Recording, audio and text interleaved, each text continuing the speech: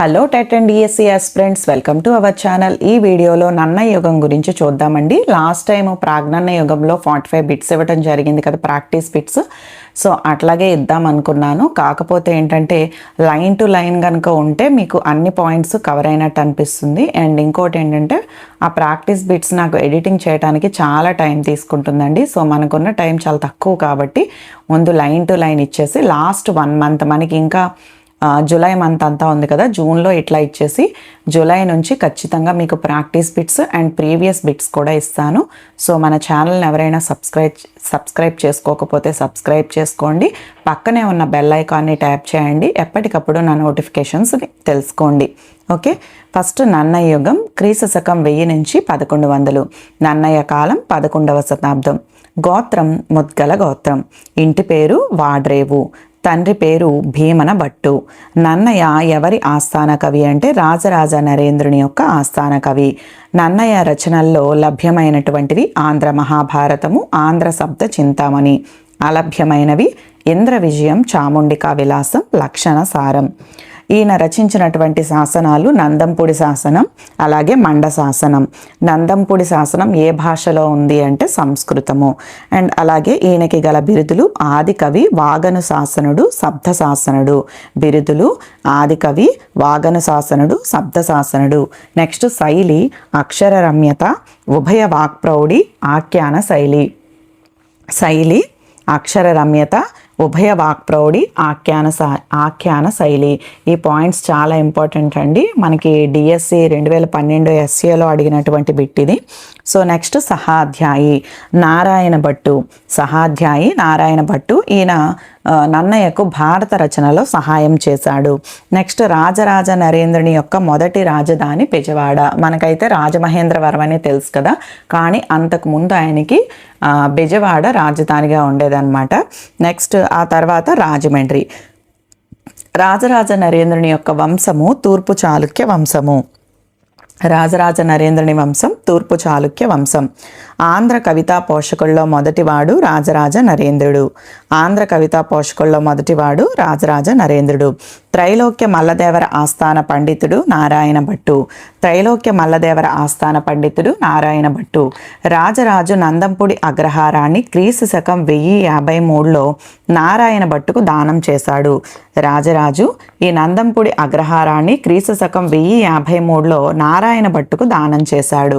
Next Nandampudi శాసనంలో Nannaya Narayana భట్టును సంస్కృత కర్ణాట ప్రాకృత పైశాచికాంధ్ర భాషా సుకవిత్వ విభవేన అని కీర్తించాడు. సో ఇందులో క్వశ్చన్ ఎట్లా అడగచ్చు అంటే పైదంతా ఇచ్చేసి ఇట్లా నన్నయ ఎవరిని కీర్తించాడు, అలాగే నారాయణ భట్టుని కీర్తించింది ఎవరు, ఇట్లా ఏ శాసనంలో కీర్తించారు, ఇలా మనకి 4 క్వశ్చన్స్ అయితే వస్తున్నాయండి.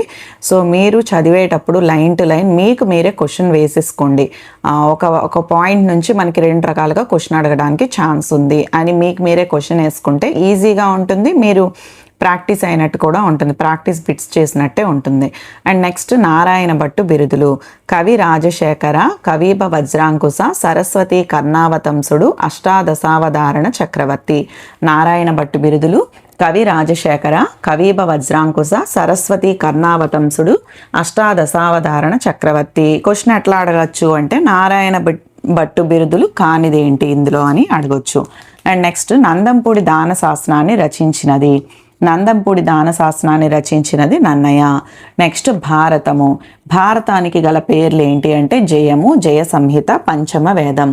భారతానికి గల పేర్లు జయం, జయ సంహిత, పంచమ వేదం.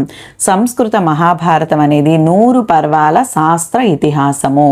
సంస్కృత మహాభారతం అనేది ఇట్లా కూడా అడగొచ్చండి. భారతానికి సంబంధించి సరికాని అంశాలు ఏంటి అని చెప్పి మీకు ఒక 4 పాయింట్లు ఇవ్వటానికి ఛాన్సెస్ ఉంది. సో సంస్కృత మహాభారతం అనేది 100 పర్వాల శాస్త్ర ఇతిహాసము. మరి ఆంధ్ర మహాభారతం అనేది 18 పర్వాల కావ్య ఇతిహాసము. ఈ రెండిటికి డిఫరెన్స్ చూడండి. 100 పర్వాల శాస్త్ర ఇతిహాసము సంస్కృత మహాభారతం. ఆంధ్ర మహాభారతం ఏమో 18 పర్వాల కావ్య ఇతిహాసము. ఈ మహాభారత కథను ఎవరికి చెప్పారు ఫస్ట్ అంటే మహాభారత కథను వైశంపాయన ముని జనమేజయ జనమేజయునికి చెప్పాడు. మహాభారత కథను వైశంపాయన ముని జనమేజయునికి చెప్పాడు. నన్నయ్య భారత అనువాదం ఏంటి అంటే స్వేచ్ఛానువాదం. నన్నయ్య భారత అనువాదం స్వేచ్ఛానువాదం. నన్నయ్య భారత ఆరంభ శ్లోకం శార్దూల వృత్తంలో సంస్కృత శ్లోకాన్ని రాశాడు. జనరల్గా నన్నయ్య తెలుగులో రాశారు కదా మహాభారతాన్ని, కానీ శుభకరంగా ఉంటుందని చెప్పేసి ఆరంభ శ్లోకం మాత్రం శార్దూల వృత్తంలో అలాగే సంస్కృతంలో రాశారనమాట. ఇంతకీ ఆ శ్లోకం ఏంటి అంటే శ్రీవాణి గిరిజాచిరాయ దదతో వక్షో ముఖాంగేషు. ఈ శ్లోకం కూడా అడిగారండి. మొట్టమొదట నన్నయ్య రాసినటువంటి ఆరంభ శ్లోకం ఏది అని చెప్పేసి ఒక ఎగ్జామ్లో అడగడం జరిగింది. శ్రీవాణి గిరిజాచిరాయ దదతో వక్షో ముఖాంగేషు అనేటటువంటిది ఆయన రాసిన మొట్టమొదటి శ్లోకం. నెక్స్ట్ కృత్యాది శ్లోక సంప్రదాయాన్ని పాటించినటువంటి కవులు. ఇవి బిట్లు ఎలా ఇస్తారు అంటే జతపరచుట్లో ఇస్తారు. కాబట్టి ప్రతి పాయింట్ కూడా ఇంపార్టెంట్. నేను ఏది అన్ఇంపార్టెంట్ పాయింట్స్ అయితే రాయలేదు. ఇంపార్టెంట్ పాయింట్స్ అలా అని చెప్పేసి ఓన్లీ ఇంపార్టెంట్వే ఇవ్వలేదండి. మ్యాక్సిమం నేను టాపిక్ అంతా కవర్ చేస్తూ ఇవ్వటం జరిగింది. సో నెక్స్ట్ పావులూరి మల్లన సార సంగ్రహ గణితము. పావులూరి మల్లన సార సంగ్రహ గణితము లేదా పావులూరి గణితము అని కూడా అంటారు. నెక్స్ట్ తిక్కన నిర్వచనోత్తర రామాయణము. తిక్కన నిర్వచనోత్తర రామాయణం. వెన్నకోట పెద్దన కావ్యాలంకార చూడామణి. వెన్నకోట పెద్దన కావ్యాలంకార చూడామణి. మడికి సింగన వాసిష్ఠ రామాయణం. మడికి సింగన వాసిష్ఠ రామాయణం. తరిగొండ వెంగమాంబ వెంకటాచల మహాత్మ్యము. తరిగొండ వెంగమాంబ వెంకటాచల మహాత్మ్యము. నెక్స్ట్ అవతారిక అనేటటువంటిది ఉత్తమ పురుషలో ఉంటుంది. అవతారిక అనేది ఉత్తమ పురుషలో ఉంటుంది. అవతారిక అంటే మనం ముందు మాట అంటాం కదండి. ఒక బుక్ స్టార్ట్ చేసేటప్పుడు ముందు మాట రాస్తారు కదా, సో దాన్నే అవతారిక అంటారు. మరి ఈ అవతారిక జనరల్గా అయితే ఉత్తమ పురుషలో ఉంటుంది. కానీ నన్నయ్య దీన్ని ప్రథమ పురుషలో రాశారనమాట. నన్నయ్య తెనుంగునన్ మహాభారత సంహితా రచన బంధురుడయ్యే జగద్ది తంబుగన్ అనే పద్యాన్ని ఈయన ప్రథమ పురుషలో రచించారు. సాధారణంగా అశ్వాసాంత గద్యలు ప్రథమ పురుషలో ఉంటాయన్నమాట. సాధారణంగా అశ్వాసాంత గద్యలు ప్రథమ పురుషలో ఉంటాయి. జనరల్గా అవతారిక ఈ రెండు డిఫరెన్స్ చూసుకోండి. ముందు మాట అవతారిక అంటే ముందు మాట, ఇది ఉత్తమ పురుషలో ఉంటుంది. అవతారిక ఉత్తమ పురుషలో ఉంటుంది. కానీ నన్నయ్య మాత్రం ప్రథమ పురుషలో రాశారు మహాభారతాన్ని. ఓకే, ఈ రెండు points important. And next Nannaya Bharatam గురించి గమనిస్తే సంస్కృత భారతంలోని 14,000 శ్లోకాల భావాన్ని 4,000 పద్య గద్యాల్లో నన్నయ్య రచించాడు. సంస్కృత భారతంలో ఉన్నటువంటి 14,000 శ్లోకాల భావాన్ని ఆయన 4,000 పద్య గద్యాల్లో రచించారనమాట. అయితే ఆయన ఏం రచించారు అంటే నన్నయ్య ఆది సభ అరణ్య పర్వంలోని 4 ఆశ్వాసాల 142వ పద్యంలో శరదృతు వర్ణన వరకు రచించారు. ఆయన లాస్ట్ పద్యం అన్నమాట శరదృతువుని వర్ణించటం. అయితే నన్నయ్య ఆది సభ అరణ్య పర్వంలోని 4 ఆశ్వాసాల 142వ పద్యంలో శరదృతు వర్ణన వరకు రచించాడు. నన్నయ్య భారతాది శ్లోకం ఏది అంటే శ్రీవాణి గిరిజాచి రాయ. సింపుల్గా చిన్న చిన్న పాయింట్స్లో గుర్తుపెట్టుకోండి. అండ్ నన్నయ్య భారతాది పద్యం ఏది అంటే రాజకులైక భూషణుడు. నన్నయ్య భారతాది పద్యం రాజకులైక భూషణుడు. మరి నన్నయ్య భారత చివరి పద్యం ఏది అంటే శారదా రాత్రులుజ్వల సత్తర. నన్నయ్య భారత చివరి పద్యం శారదా రాత్రులుజ్వల సత్తర. నన్నయ్య భారతంలో మొదటి వృత్తాంతం ఏది అంటే పరశురాముని వృత్తాంతం. నన్నయ్య భారతంలో మొదటి వృత్తాంతం ఏది అంటే పరశురాముని వృత్తాంతం. నన్నయ్య భారతంలో చివరి ఉపాఖ్యానం ఏది అంటే అజగరోపాఖ్యానం. నన్నయ్య భారతంలో చివరి ఉపాఖ్యానం అజగరోపాఖ్యానం. నెక్స్ట్ నన్నయ్య కవితారీతులు. అవతారికలో నన్నయ్య కవితారీతులను తెలిపేటటువంటి పద్యం ఏది అంటే సారమతీంగవీంద్రులు భారత సంహితా రచన బంధురుడయ్యే జగద్ది తంబుగన్. సారమతీంగవీంద్రులు భారత సంహితా రచన బంధురుడయ్యే జగద్ది తంబుగన్ అనేటటువంటి పద్యంలో ఈయన కవితా రీతుల్ని రాయటం జరిగింది. ఇంతకీ ఈయన కవితా రీతులు ఏంటి అంటే ప్రసన్న కథా కలితార్థయుక్తి. ప్రసన్న కథా కలితార్థయుక్తి, అక్షర రమ్యత, నానా రుచిరార్థ సూక్తి నిధిత్వం. సో ఈ బిట్ కూడా ప్రీవియస్ ఒక ఎగ్జామ్లో అడగడం జరిగిందండి. జేఎల్లో అడిగారు ఇది. అంటే నన్నయ్య కవితా రీతులు ఏంటి? ప్రసన్న కథా కలితార్థయుక్తి, అక్షర రమ్యత, నానా రుచిరార్థ సూక్తి నిధిత్వం. మరి ప్రసన్న కథా కలితార్థయుక్తి అంటే ఏంటి అంటే కలిత అనగా కూడుకుని ఉండుట. కలిత అంటే కూడుకుని ఉండుట. కలితార్థయుక్తి అనగా కథతో కూడుకుని ఒక మహార్థముతో ప్రకాశించుట అని అభిప్రాయపడినది ఎవరు అంటే విశ్వనాథ సత్యనారాయణ. ప్రసన్న కథా కలితార్థయుక్తి అనేది వస్తే ఖచ్చితంగా విశ్వనాథ సత్యనారాయణ గారు అభిప్రాయపడ్డారు. ఇది కూడా ఇంపార్టెంట్ బిట్ అండి. కలితార్థయుక్తి అనగా కథతో కూడుకుని ఒక గొప్ప అర్థంతో ప్రకాశించేది అని అభిప్రాయపడింది ఎవరు అంటే విశ్వనాథ సత్యనారాయణ. మరి నన్నయ్య ప్రసన్న కథకు ఉదాహరణగా ఏం చెప్పొచ్చు, ఇది కూడా అడగొచ్చు. గాంధారి వివాహ కథ, యయాతి దేవయాని వృత్తాంతము, శకుంతలోపాఖ్యానము. గాంధారి వివాహ కథ, యయాతి దేవయాని వృత్తాంతము, శకుంతలోపాఖ్యానము. నెక్స్ట్ అక్షర రమ్యత. ఈ అక్షర రమ్యత అనేది సయ్యా సౌభాగ్యానికి చెందినటువంటి గుణం అన్నమాట. ఇది ఏ గుణానికి చెందింది అని కూడా అడగొచ్చు. సయ్యా సౌభాగ్యానికి చెందినటువంటి గుణము. అండ్ అక్షర రమ్యతలో నాదగుణం అనేది ఉంటుంది. అక్షర రమ్యతలో నాదగుణం అనేది ఉంటుంది. అక్షరాల కూర్పే అక్షర రమ్యత. అక్షరాల కూర్పే అక్షర రమ్యత. సో క్వశ్చన్స్ ఇట్లా కూడా అడుగుతారండి. కురు వృద్ధుల్ గురు వృద్ధ బాంధవులు అనేకుల్ సోచు అనే పద్యం ఏ పర్వంలోనిది, నన్నయ్య గారి ఏ పర్వంలోనిది అని అడగొచ్చు క్వశ్చన్స్. సభాపర్వం. కురు వృద్ధుల్ గురువృద్ధ బాంధవులు అనేకుల్ సూచు అనేది సభాపర్వంలోనిది. నెక్స్ట్ అదేవిధంగా దారుణి రాజ్య సంపద మదంబున్ కోమలి కృష్ణ జూచి అనేటటువంటి పద్యం సభాపర్వం నుంచి తీసుకోబడింది. దారుణి రాజ్య సంపద మదంబున కోమలి కృష్ణ జూచి అనేది సభాపర్వంలోనిది. నెక్స్ట్ మద మాతంగ తురంగ కాంచనల సన్మానిక్య గానిక్య. మద మాతంగ తురంగ కాంచనల సన్మానిక్య గానిక్య అనేటటువంటిది కూడా సభాపర్వంలోనిదే. నెక్స్ట్ ఏచి తనచ్చి తలచ్చిన క్రోవుల నిమ్మగు టావుల అనే పద్యం ఆది పర్వంలోనిది. ఏచి తనచ్చి తలిచ్చిన క్రోవుల నిమ్మగు టావుల అనేది ఆది పర్వంలోనిది. కమ్మని లతాంతమ్ముల కొమ్మనిసి వచ్చు మధుపమ్ముల. ఈ పద్యం కూడా ఆది పర్వంలోనిదే. కమ్మని లతాంతమ్ముల కొమ్మనిసి వచ్చు మధుపమ్ముల అనే పద్యం కూడా ఆది పర్వంలోనిదే. నెక్స్ట్ నానా రుచిరార్థ సూక్తి నిధిత్వం. సూక్తి అంటే రుచిరమైనటువంటి చమత్కారయుక్తమైనటువంటి మాట.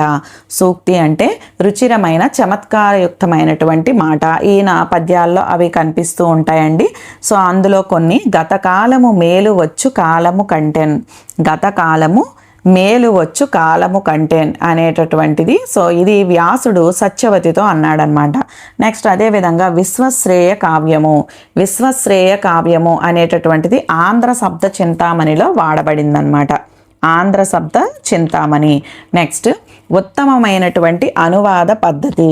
ఉత్తమమైనటువంటి అనువాద పద్ధతి ఏది అంటే స్వేచ్ఛానువాదం. నన్నయ్య అనువాదం స్వతంత్రానువాదం, స్వేచ్ఛానువాదం, కథానువాదం. నన్నయ్య అనువాదం స్వతంత్రానువాదం, స్వేచ్ఛానువాదం, కథానువాదం.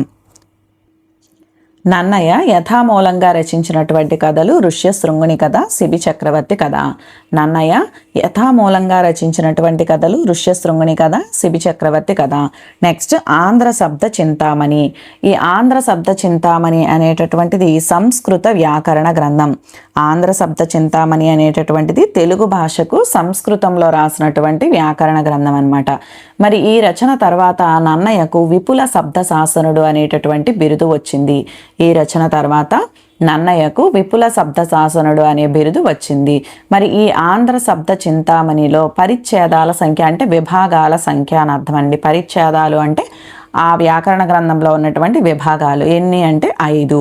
అవి ఏంటి అంటే సంజ్ఞ, సంధి, అజంత, హలంత, క్రియ. సంజ్ఞ, సంధి, అజంత, హలంత, క్రియ.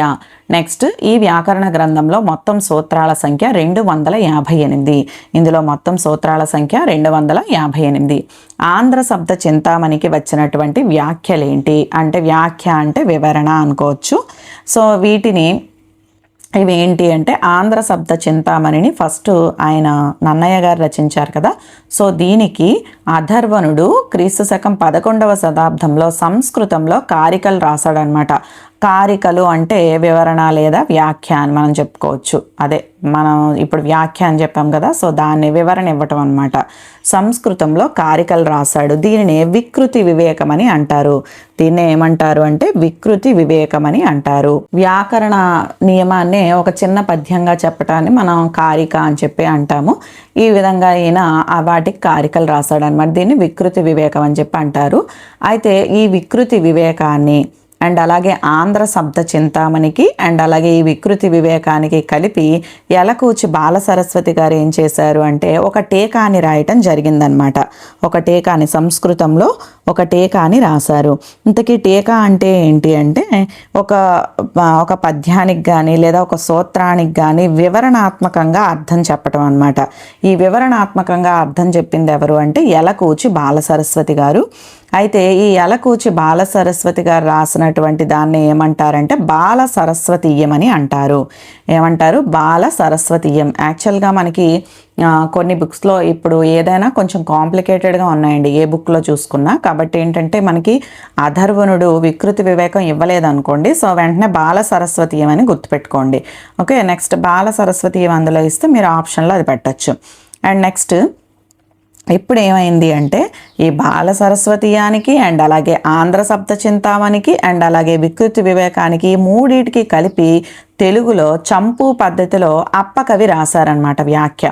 ఓకేనండి, ఆంధ్ర శబ్ద చింతామణికి అండ్ అలాగే వికృతి వివేకానికి అలాగే బాల సరస్వతీయానికి మూడింటికి కూడా తెలుగులో చంపు పద్ధతిలో వ్యాఖ్య రాసింది ఎవరు అంటే అప్పకవి.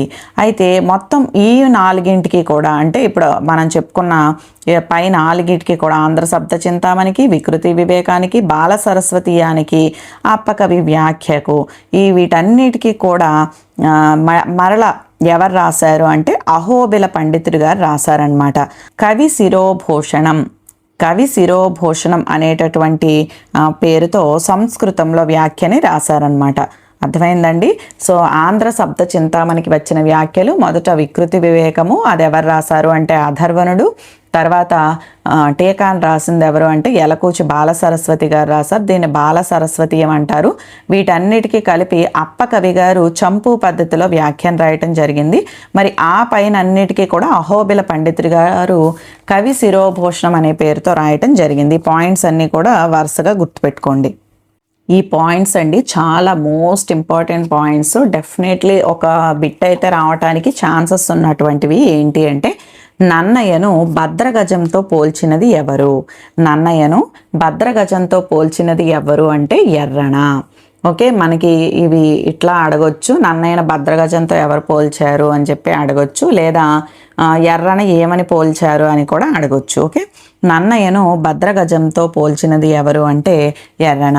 నెక్స్ట్ నన్నయ్యను ఆంధ్ర కవితా గురుడు అని కీర్తించినది మారణ. ఇది కూడా మోస్ట్ ఇంపార్టెంట్ బిట్ అండి. నన్నయ్యను ఆంధ్ర కవితా గురుడు అని కీర్తించినది ఎవరు అంటే మారణ. నెక్స్ట్ ఆంధ్ర కావ్య పదమును తీర్చిదిద్దినవాడు. ఆంధ్ర కావ్య పదమును తీర్చిదిద్దినవాడు అని నన్నయ్యను కొనియాడింది ఎవరు అంటే కొలని గణపతి దేవుడు. శివయోగ సారంలో ఈ విధంగా కొనియాడారనమాట. ఆంధ్ర కావ్య పదమును తీర్చిదిద్దినవాడు నన్నయ్య అని కొనియాడినది కొలని గణపతి దేవుడు శివయోగ సారంలో. నెక్స్ట్ విద్యాదయితుడు, ఆంధ్ర కవిత్వ విశారదుడు. ఇక్కడ మీరు చూసుకోండి, ఆంధ్ర కవిత్వ విశారదుడు, ఆంధ్ర కవితా గురుడు, ఈ రెండు డిఫరెన్స్ ఉన్నాయి. సో విద్యాదయితుడు, ఆంధ్ర కవిత్వ విశారదుడు, మహామహితాత్ముడు అని నన్నయ్యను కొనియాడింది ఎవరు అంటే తిక్కన. నెక్స్ట్ ఉభయ వాక్ప్రౌఢి అని నన్నయ్యను కీర్తించినది ఎవరు అంటే శ్రీనాథుడు. కాశీఖండంలో ఆ విధంగా కొనియాడారనమాట. భాషింతు నన్నయ్య బట్టు మార్గంబున నుభయ వాక్ప్రౌఢి నొక్కొక్క మాటు. యాక్చువల్గా అది లైన్ అండి, కాకపోతే అంతా గుర్తుపెట్టుకోవాలంటే కొంచెం కష్టంగా ఉంటుందని నేను సింపుల్గా చెప్పాను.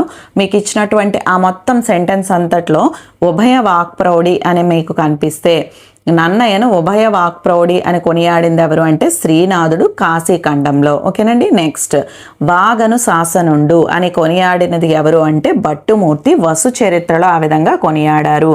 మహిమున్ వాగను శాసనుండు సృజింప అని నన్నయ్యను కీర్తించినది ఎవరు అంటే భట్టుమూర్తి వసు చరిత్రలో. నెక్స్ట్ ఋషి వంటి నన్నయ్య రెండవ వాల్మీకి అని కొనియాడినది విశ్వనాథ సత్యనారాయణ శాస్త్రి. ఋషి వంటి నన్నయ్య రెండవ వాల్మీకి అని కొనియాడినది మాట్లాడినది Vishwanatha Satyanarayana. Most important points అండి ఇవి. సో నెక్స్ట్ నన్నయ్యపై వచ్చినటువంటి విమర్శ గ్రంథాలు ఏంటి? ఇందులో కూడా సారమతి నన్నయ్య అనేది ఇంపార్టెంట్. సో నన్నయ్యపై వచ్చినటువంటి విమర్శ గ్రంథాలు ఏంటో చూస్తే, నన్నయ్యపై వచ్చినటువంటి తొలి విమర్శ నన్నయ్య భట్టారకుడు. దీన్ని ఎవరు రాశారు అంటే పొదప్పాకం సుబ్రహ్మణ్యం అయ్యర్. ఇది ఇంపార్టెంట్ అండి. నన్నయ్యపై వచ్చినటువంటి తొలి విమర్శ గ్రంథం ఏది అంటే నన్నయ్య భట్టారకుడు, పొదప్పాకం సుబ్రహ్మణ్యం అయ్యర్ రాశారనమాట. నెక్స్ట్ ప్రసన్న కథా కలితార్థయుక్తి ఎవరు రాశారంటే విశ్వనాథ సత్యనారాయణ. మనం ఆల్రెడీ ఇదివరకే చెప్పుకున్నాం కదా, చమత్కారంగా చెప్పారు ప్రసన్న కథా కలితార్థయుక్తి గురించి. అంటే ఒక కథతో కూడుకుని ఒక గొప్ప అర్థంతో ప్రకాశించుట అని చెప్పారు కదా. సో అది. నెక్స్ట్ నన్నయ్య అక్షర రమ్యత, వివిఎల్ నరసింహారావు. నన్నయ్య అక్షర రమ్యతను రాసినది వివిఎల్ నరసింహారావు. వ్యాస భారతం నన్నయ్య పరిష్కారం, వ్యాస భారతం నన్నయ్య పరిష్కారం. దీన్ని రాసినది జొన్నలగడ్డ మృత్యుంజయరావు, జొన్నలగడ్డ మృత్యుంజయరావు. సారమతి నన్నయ్య అనే గ్రంథకర్త ఎవరు అంటే ఇంద్రగంటి హనుమత్ శాస్త్రి, ఇంద్రగంటి హనుమత్ శాస్త్రి. ఇంద్రగంటి శ్రీకాంత్ శర్మ అనుకునేరు, ఇంద్రగంటి హనుమత్ శాస్త్రి. నెక్స్ట్ నన్నయ్య సమకాలికులు. నన్నయ్య సమకాలికులు ఎవరు అంటే పావులూరి మల్లన, పావులూరి మల్లన. ఈయన యొక్క రచన ఏంటి అంటే పావులూరి గణితం, పావులూరి గణితం. నెక్స్ట్ దీన్నే సార సంగ్రహ గణితం అని చెప్పేసి అంటారు, సార సంగ్రహ గణితము. మరి ఈ సార సంగ్రహ గణితానికి మూలం ఏంటి అంటే సంస్కృతంలో మహావీరాచార్యులు రాశారనమాట ఈ సార సంగ్రహ గణితాన్ని. సో దాన్ని పావులూరి మల్లన గారు పావులూరి గణితం అనే పేరుతో రాయటం జరిగింది. అయితే ఈ నవకండవాడ అనేటటువంటి అగ్రహారాన్ని పావులూరి మల్లనకు రాజరాజ నరేంద్రుడు దానం ఇచ్చారంట. ఆ పాయింట్ గుర్తుపెట్టుకోండి. మల్లనకు, పావులూరి మల్లనకు నవకండవాడ అనే అగ్రహారాన్ని రాజరాజ నరేంద్రుడు దానం ఇచ్చినట్టు వీరేశలింగం పంతులు గారు తన యొక్క కవుల చరిత్రలో పేర్కొన్నాడంట, తన యొక్క కవుల చరిత్రలో పేర్కొన్నాడు.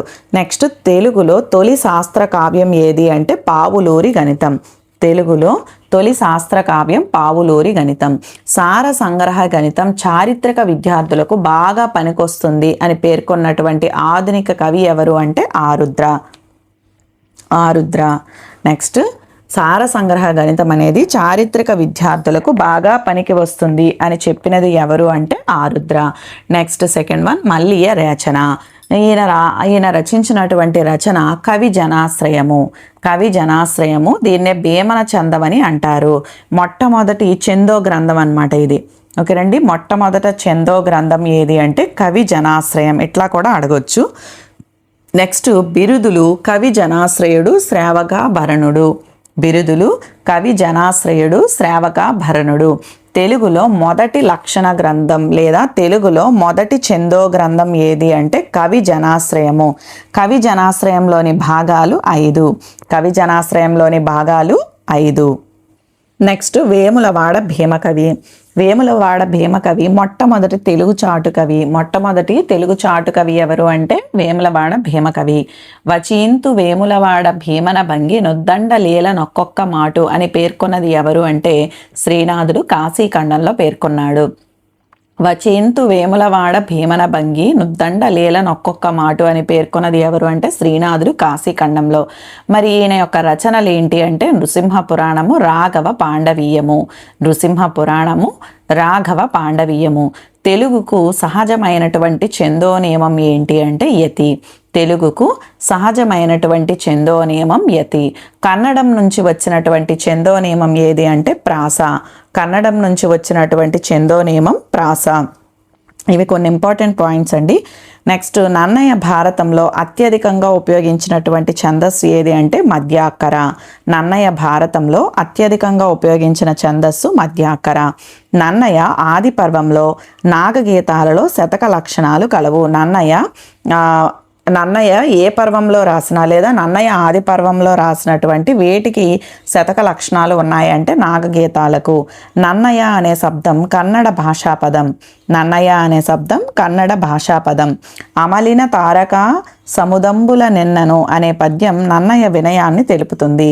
అమలిన తారక సముదంబుల నెన్నను అనే పద్యం నన్నయ్య వినయాన్ని తెలుపుతుంది. అధర్వణాచార్యుడు పేర్కొన్నటువంటి యతి భేదాలు ఎన్ని అంటే 28. అధర్వణాచార్యుడు పేర్కొన్నటువంటి యతి భేదాలు 28. నెక్స్ట్ ఇక్కడ కొన్ని ప్రాక్టీస్ బిట్స్ అయితే మనసొప్పక ఒక 10 బిట్స్ అయితే ఇచ్చానండి. సో ఈ బిట్స్ కూడా డిఫరెంట్గా ఉన్నవే. రాజరాజ నరేంద్రుడు నవకండవాడ అగ్రహారాన్ని ఈ కవికి దానంగా ఇచ్చారు. ఈ పాయింట్ మనం డిస్కస్ చేసాం కదా. Options: A Nannaya, B Pavuluri Mallana, C Bhimakavi, D Malliya Rechana. Correct option B Pavuluri Mallana. Next Nannaya మహాభారతంలోని ఉపాఖ్యానాలు. ఆప్షన్స్: ఏ ధర్మవ్యాధోపాఖ్యానము, బి సౌగంధికాపహరణము, సి తపతి సంవరణోపాఖ్యానము, డి బి మరియు C. Correct option D B మరియు సి. నెక్స్ట్ తపతి సంవరణోపాఖ్యానం అనేటటువంటిది ఆది పర్వంలో వస్తుందండి. సౌగంధికాపహరణం అనేది అరణ్య పర్వంలో వస్తుంది. అండ్ నెక్స్ట్ నన్నయ్య అక్షర రమ్యతను గేయ ప్రధానమైనటువంటి గుణం అని పేర్కొన్న వారు ఎవరు అంటే options: A Rallapalli Anantakrishna Sharma, B Vishwanatha Satyanarayana, C Divakarla Venkata Avadhani, D Narayana Bhattu. Correct option A Rallapalli Anantakrishna Sharma. అక్షర రమ్యత అయితే రాళ్లపల్లి అనంతకృష్ణ శర్మ.